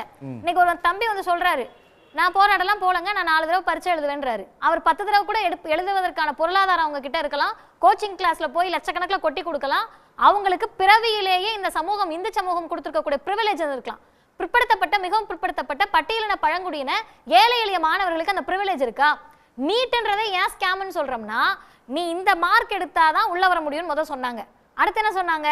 நீ இந்த பார்டர் லைனை தொட்டிருந்தாலே போதும், காசை கட்டிட்டு உள்ள வந்துடலாம். நாங்க பார்டர் லைன்ல எடுத்த புள்ள எல்லாம் 718 20 மார்க்குக்கு 300 எடுத்து 200 எடுத்து 150 எடுத்தவங்க எல்லாம் உள்ள போயிட்டாங்க. 450க்கு மேல எடுத்த பிள்ளைங்களும் இன்னைக்கு உள்ள போக முடியலன்னா இது ஸ்கேமா இல்லையான்ற கேள்விக்கு இன்னைக்கு வரைக்கும் பதில் இருக்கா? நீட் எல்லாம் காரணம் இல்லைன்றாங்க. நீட் மட்டும் காரணம் இல்ல. பிஜேபி என்ற ஆளுங்கட்சி இத்தனை ஆண்டுகளாக செய்த அட்டூழியங்களுக்கு பிரதமர் மோடி என்பவர் டாலஸ்ட் லீடர். இவரை நீங்க கேள்வி கூட கேட்க கூடாது, நீங்க மூச்சு கூட விட முடியாதுன்னு எல்லா போராட்டத்தையும் முடக்கினார்கள். அப்படிலாம் டாலஸ்ட் லீடர்னு ஒருத்தர் இந்தியாவில் கிடையாது. இந்தியாவில் டாலஸ்ட்னா அது இந்தியன் கான்ஸ்டிடியூஷன் தான், இருக்கக்கூடிய இந்திய நாடாளுமன்ற பார்லிமெண்டரி டெமோக்ரஸி தான். அதை விட டாலஸ்டாலாம் தனி மனிதர் இருக்க முடியாதுன்னு இன்றைக்கு பிரதமர் மோடியினுடைய பிம்பம் உடையக்கூடிய சூழலை பொறுத்துக்க முடியாம இந்த போராட்டத்துக்கு என்னென்னமோ கதை கட்டுறாங்க. ஆனா 2 விதமாக இதை நம்ம பார்த்து, சுப்பிரமணியன் ஒன்று சொன்னார் இல்ல, நீங்க வந்து உங்களோட நோக்கங்கிறது வந்து தர்மேந்திர பிரதான் பதவி விலகிறத தாண்டி அப்படிங்க அடுத்து வந்து மோடியும் பதவி விலக சொல்லுவீங்க. அந்த நோக்கத்துக்காக தான் நீங்க எல்லாம் இறங்கி இருக்கீங்க. இல்ல, முதல்ல தர்மேந்திர பிரதான் அவர்களுடைய விஷயத்தை கிளாரிஃபை பண்ணிடுறேன். தமிழ்நாட்டினுடைய ஸ்டாண்டு, குறிப்பாக திராவிடர் கழகம், எங்க தலைவர் இன்னைக்கு கூட அதை தெளிவுபடுத்தியிருக்காங்க. தர்மேந்திர பிரதானை பதவி விலக சொல்றோம். ஒருவேளை பதவி விலகிட்டா அந்த இடத்துக்கு மீண்டும் பிஜேபி சிந்தனை இருக்கவர் தானே ஒன்றிய கல்வி அமைச்சரா வருவாரு. அப்ப கல்வி அமைச்சர் மாறுவதில் மட்டுமே இங்க சிக்கல் இல்லை, இந்த இந்தியாவை முழுவதுமாக சிக்கலுக்குள் தள்ளி இருக்கிறார்கள். அதில் குறைந்தபட்சமாக டெல்லியில் போராடக்கூடிய மாணவர்கள் அக்கௌண்டபிலிட்டி எடுங்கப்பான்னு கேட்கிறாங்க. ரெண்டாவது, பிரதமர் மோடியவே நீங்க பதவி விலக சொல்லுவீங்களான்னா, போராடக்கூடிய மாணவர்கள் அல்லது விவசாயிகள் அல்லது மணிப்பூர் பற்றி எறிகிற போது எல்லாருக்குமே பிரதமர் இதற்கு பொறுப்பேற்று பதவி விலக வேண்டும்னு கோரிக்கை வைப்பதற்கு உரிமை இருக்கு. அது நடக்குதா, நடக்கலையா, முடியுதா, முடியலையான்றது ரெண்டாவது. நீங்க இந்த கோரிக்கையே வைக்க கூடாதுன்னு சொல்றதுக்கு யாருக்கு உரிமை இல்லை. தமிழ்நாட்டில் ஒரு பிரச்சனை நடக்கிற போது கடந்த 5 ஆண்டுகளில் முதல்வர் எதுக்கெடுத்தாலும் பதவி விலகணும். வீட்டு பைப்ல தண்ணி வரலன்னா உடனே முதல்வராக இருந்த ஸ்டாலின் அவர்கள் பதவி விலகணும்.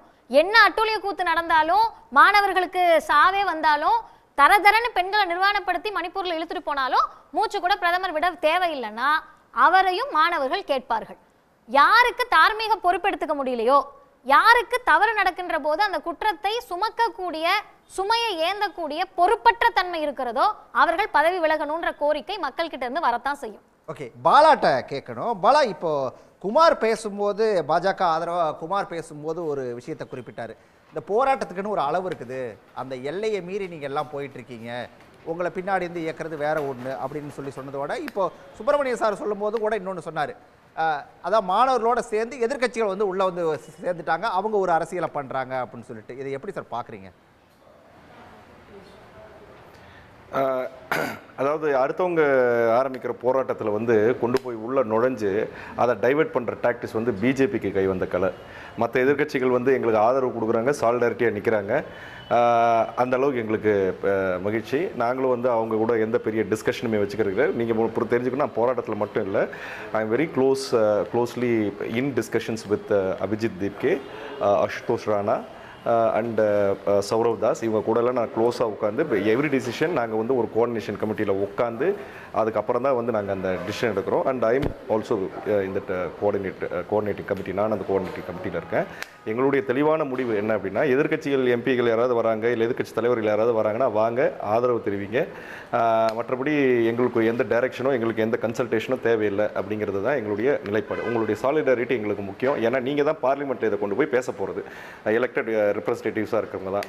ஸோ அந்த வகையில் உங்களுடைய ஆதரவு எங்களுக்கு தேவை. இது வந்து முதல் நிலைப்பாடு. ரெண்டாவது என்னென்னா, நான் சொன்ன மாதிரி அண்ணா முதல்ல வந்து ஆன்டி எமர்ஜென்சி மூமெண்ட்டு, அதில் வந்து பிஜேபியோட ரோலே வந்து முதல்ல பாரதிய ஜனசங்கம் அப்போ அவங்க ரோலே இல்லை. ஜேபி கொடுத்த இதை வந்து இவங்க வந்து இப்போ இவங்களும் போய் நாங்களும் இருக்கோம், நானும் ரவுடி தான் வண்டியில் ஏறுவாங்க இல்லைங்களா, அந்த மாதிரி அன்றைய பாரதிய ஜனசங்கம் போய் வண்டியில் ஏறினாங்க. அப்புறம் அதிலிருந்து அதுக்கப்புறம் ஜனதா கட்சி, அந்த கதையெல்லாம் உங்களுக்கு தெரியும். அதுக்கடுத்து அண்ணா ஹசாரே மூமெண்ட்டு. அந்த அண்ணா ஹசாரே மூமெண்ட் வந்து அண்ணா ஹசாரே உட்காந்தப்ப உள்ளே போய் அவருக்கு ஆதரவு தெரிவித்தது யார் அப்படிலாம் பார்த்தீங்கன்னா சுஷ்மா ஸ்வராஜ், அருண் ஜேட்லி, இந்த மாதிரியான பாஜகவினுடைய தலைவர்கள். அதை அப்படியே அப்புறம் ஆர்எஸ்எஸ் வந்து ஊடுருவலை பண்ணி அதை ஹைஜாக் பண்ணாங்க. அது வந்து எல்லாருக்குமே தெரிஞ்ச விஷயம். இன்னொன்று சொல்கிறேன், எனக்கு முன்னாடி பேசின ஒரு பேர் எனக்கு சரியாக தெரியல, அவர் நல்ல பாயிண்ட்டு, அருமையான பாயிண்ட்டு சொன்னார். அன்றைக்கி வந்து பாராளுமன்றத்தில் இப்போ பாராளுமன்றத்தினுடைய மதிக்கணும், டெமோக்ராட்டிக் டிஸ்கஷன் அதை வந்து மதிக்கணும் அப்படின்னு ராகுல் காந்தி சொல்லலையா, ராகுல் காந்தி காங்கிரஸ் கட்சி சொல்லலையா அப்படின்னு கேட்டார் இல்லைங்களா. அவருக்கு இன்னொன்று ஞாபகப்படுத்த நான் விரும்புகிறேன். அந்த டைமில் உண்ணாவிரதம் இருக்கிறாரு அண்ணா ஹசாரே, அவருடைய பேச்சுக்கு நீங்கள் ஏன் செவிசாய்க்க மாட்டேங்கிறீங்க, இந்த போராட்டம் வந்து மக்களுடைய போராட்டம் அப்படின்னு போற்றி அதை ஆதரிச்சது யார் அப்படின்னு பார்த்தீங்கன்னா பாரதிய ஜனதா கட்சி. அப்போ வந்து போராட்டம் தான் வழி, நாங்களும் இந்த போராட்டத்தில் இறங்கி நாங்கள் போராடுவோம், எங்களுக்கு வந்து நாடாளுமன்றத்தை டிஸ்கஷனை விட இந்த வீதியில் போராடுறது தான் எங்களுக்கு ரொம்ப முக்கியம் அப்படின்னு சொன்ன பாரதிய ஜனதா கட்சி இன்னைக்கு ஏன் ஸ்டாண்டை மாற்றுது அப்படிங்கிற கேள்வியை அவர் சேர்த்து கேட்கணும் அப்படிங்கிறது என்னுடைய விருப்பம்.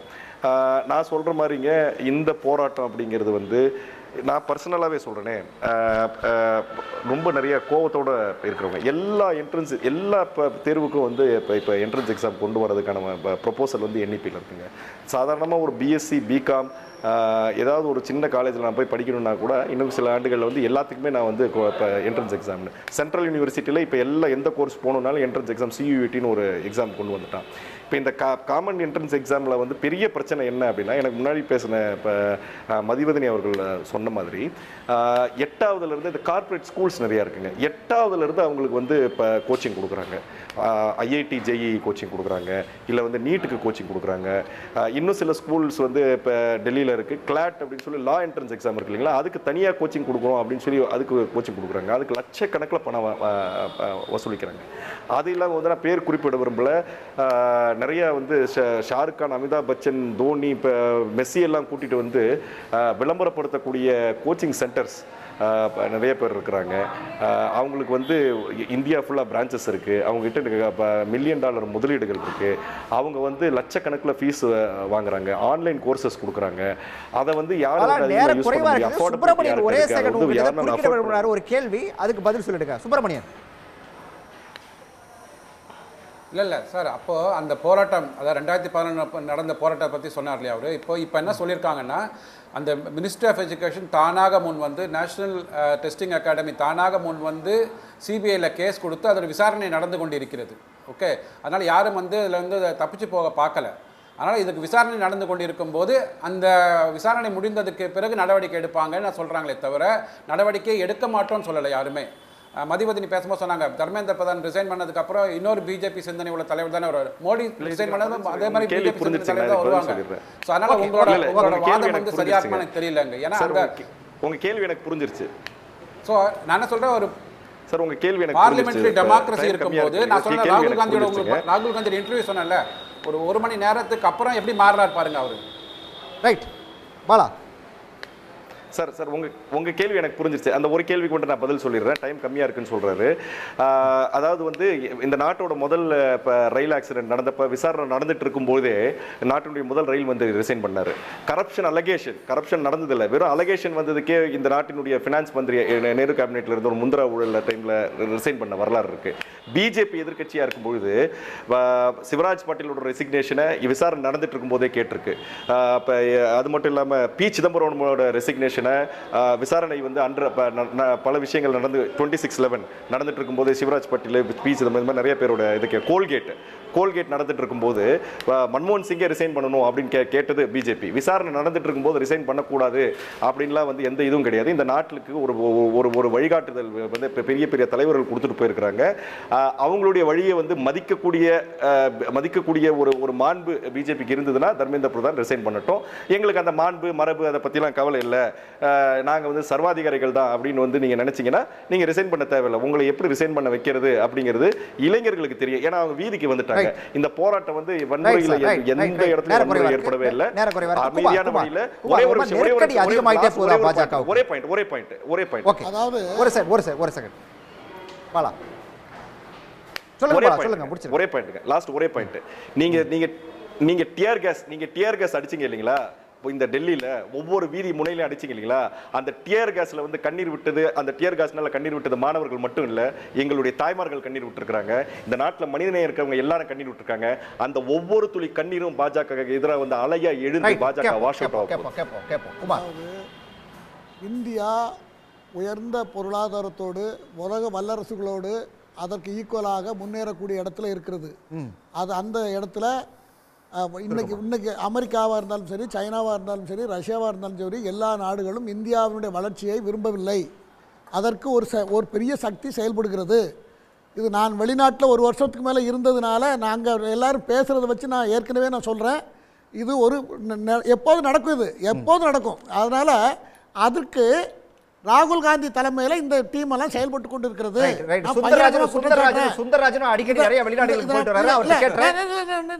முடிக்க விட்டுருங்க.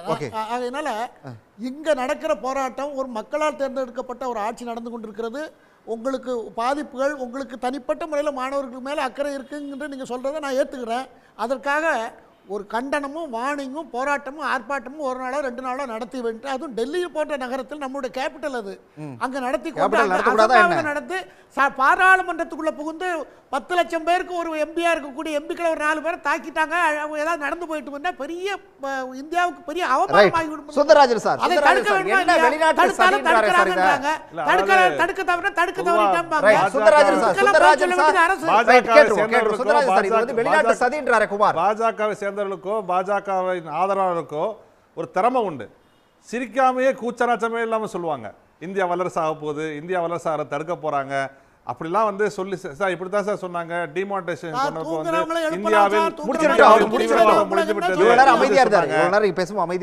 டிமானிட்டைசேஷன் பண மதிப்பிழப்பு கொண்டு வந்த போது இந்தியாவில் தீவிரவாதத்தை ஒழிச்சிட்டோம்னு சொல்லி சொன்னாங்க. அதுக்கப்புறம் எத்தனை தீவிரவாத தாக்கல் நடந்ததுன்னு நமக்கு தெரியும். ஸோ அதெல்லாம் சும்மா அதாவது கூச்ச நாச்சமே இல்லாமல் சீராமல் அது ஒரு திறமை வேணும். அதுக்கு அந்த திறமை வந்து பாஜக அவர் ஆதாரம்கிட்டே இருக்குது. நிச்சயமாக இது வந்து எந்த ஒரு வெளிநாட்டு என்ன பிரச்சனைமா இவர்கள் போராடக்கூடியவர்களை எந்த மதச்சாயமோ அல்லது ஒரு வேற ஒரு மாநிலத்தை சேர்ந்த சாயமோ பூச முடியல. நீங்கள் விவசாய போட்டது எப்படி சொன்னாங்க, காலிஸ்தானியர்கள் போராட்டம், நாங்கள் சிஏ போட்டது சொன்னாங்கன்னா இஸ்லாமியர்கள் போராட்டம், பாகிஸ்தானோட போராட்டம்னு சொன்னாங்க. இங்கே அவங்களால டிஃபைன் பண்ண முடியல. ஏன்னா இது இளைஞரோட போராட்டம். இது இங்கே வந்து காஸ்ட்டு, ரிலீஜன், அதாவது எந்த பணக்காரன் ஏழை எந்த விதமான ஒரு பாகுபாடும் வேறுபாடும் இல்லாமல் இளைஞர்கள் வந்து சாலையில் வந்து நிற்கிறாங்க. அவங்கள வந்து டிமானைஸ் பண்ண முடியாதான் இந்த போராட்டத்தோட மிகப்பெரிய சக்தி, மிகப்பெரிய பலம்.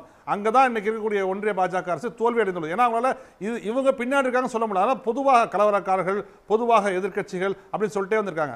இவங்களோட ஸ்ட்ராட்டஜி எப்படி இருக்குன்னா, ஒரு பெரிய குற்றச்சாட்டு எழும்போது அவங்க எதை பற்றி ஒரு மாரல் ரெஸ்பான்சிபிலிட்டின்னு ஒன்று இருக்குது.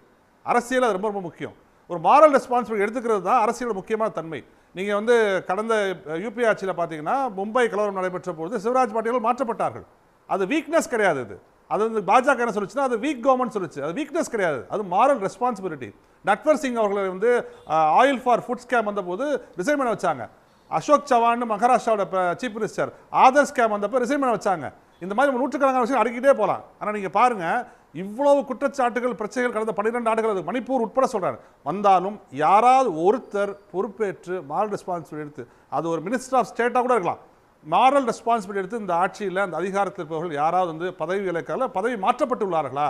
இதுதான் ஒரு மாரல் ரெஸ்பான்சிபிலிட்டி எடுத்துக்கொள்கின்ற ஒரு அரசாங்கத்திற்கும் ஒரு கிட்டத்தட்ட ஒரு ஃபாசிஸ்ட் அரசாங்கத்துக்குள்ள வேறுபாடு என்பது இந்த வேறுபாடு தான்.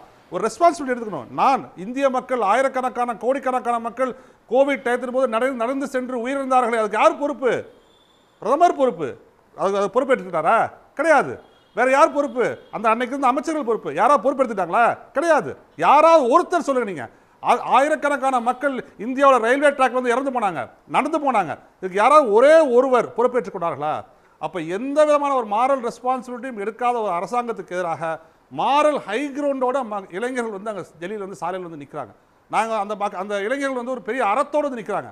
அந்த அறம் வந்து இந்தியாவுக்கான அறத்தை உறுதிப்படுத்தக்கூடிய ஒரு போராட்டமாக இருக்கும். இந்தியாவின் எதிர்காலம், அவர்களின் எதிர்காலம் மட்டுமல்ல, இந்தியாவின் எதிர்காலத்தை உறுதிப்படுத்துகின்ற ஒரு போராட்டமாக தான் அந்த போராட்டத்தை பார்க்க முடியும். அவங்க சொல்கிறாங்க எலெக்ஷன் அப்போ நீங்கள் வந்து சொல்லுங்கன்னு சொன்னாங்க. போன எலெக்ஷனில் 2024 எலெக்ஷனில் இந்த ஆட்சிக்கு வந்து தனி பெரும்பான்மை கிடைக்கல. அப்போ உங்களோட ஆட்சியை நிராகரிச்சிருக்காங்க பெரும்பான்மை மக்கள். 65% நிராகரிச்சிருக்காங்க. 30% ஓட்டு போட்டிருக்காங்க. அவ்வளவுதான். நீங்க 30% ஓட்டு தான் நீங்க வாங்கியிருக்கீங்க. 60% ஓட்டு வந்து வெளியே இருக்கு. உங்களுக்கு எதிராக வந்து மற்ற கட்சிகள் ஓட்டு போட்டிருக்காங்க. புறம்பானது, அரசியல் சட்டத்துக்கு புறம்பானது. இல்ல அப்படி எதுவும் பேசலையா அவர்? அவர் அப்படிதான் பேசுறாரு. பேசுறது பூரா தேர்ந்தெடுத்தாங்களா? மெஜாரிட்டி இல்லையா? மெஜாரிட்டி இல்லாத இல்லன்னு சொல்ல முடியும். மெஜாரிட்டி இல்லன்னு சொல்ல முடியும். அதுக்கு ஜனநாயகத்துல வழிமுறை இருக்குல்ல. அதெல்லாம் மறக்கல. நீங்க அதே மாதிரி தான் அங்கேயும் நடக்குது. அதுதான் மறக்கல. ஜனநாயகத்துல வழிமுறை இருக்கு. நீங்க வாஷிங் மிஷின்ல போட்டு துவைச்சா சரியாயிரும். அந்த வழிமுறை எங்களுக்கு தெரியும் எங்களுக்கு. சரியா? அதனால இந்த ரெக்கார்ட் மிஷின் மாதிரி பேசிக்கிட்டே இருக்கீங்க. பேசுங்க. இல்ல நீங்க சார் நீங்க வந்து நீங்க எதிர்க்கணும்னு முடிவு சில நேரம் சிலரை ஏமாற்றலாம். பேசுறீங்க. பேசுங்க சார். பேசுங்க. நிறைய சில நேரம் சிலரை ஏமாற்றலாம். பல நேரம் பலரை ஏமாற்றலாம். எப்பொழுதும் எல்லோரையும் ஏமாற்ற முடியாது. அதுதான். நன்றி சார். நன்றி. இது நல்லா இருக்கு. இதோட முடிச்சலாம். நன்றி. விவாதத்தில் பங்கேற்ற அனைவருக்கும் நன்றி. மீண்டும் ஒரு நிகழ்ச்சியில் சந்திக்கலாம் நேயர்களே. நன்றி, வணக்கம். உடனுக்குடன் செய்திகளை தெரிந்து கொள்ள சன் நியூஸ் பெல் ஐகானை கிளிக் பண்ணுங்க.